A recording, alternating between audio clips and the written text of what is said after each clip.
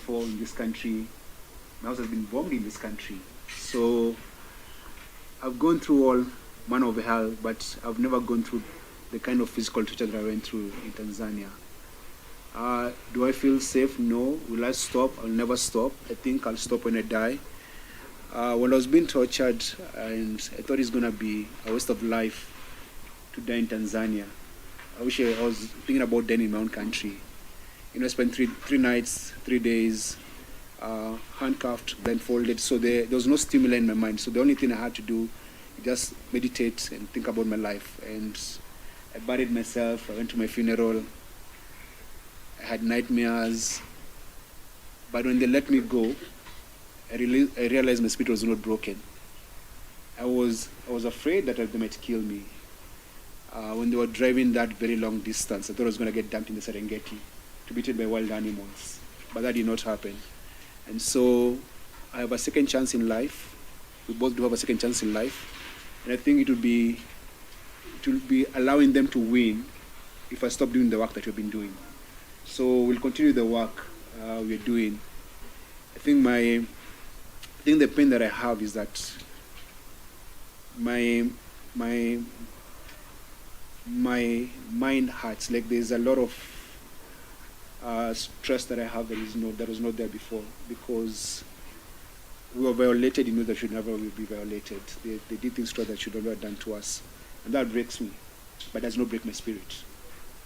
So I may look weak because my body is also weak. I have multiple fractures. I have broken toes on both my left and right foot. I have wounds in my private places, like I have wounds all over my body. And they're healing. And I'll be back in the streets.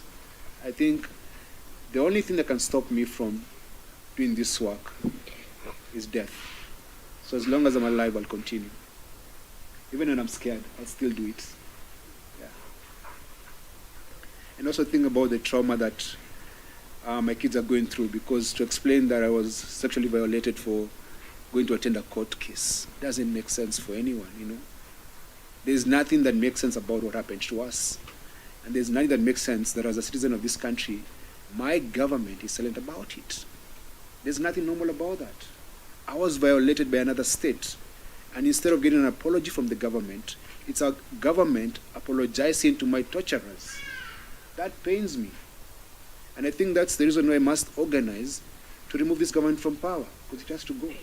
Yes. So as long as I'm alive, we will work towards removing this government, as long as I can breathe.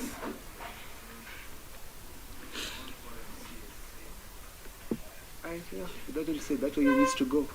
Are there any other questions? There's a statement. Any other questions? There's a statement by comrades about the state of human rights in East Africa that needs to be shared.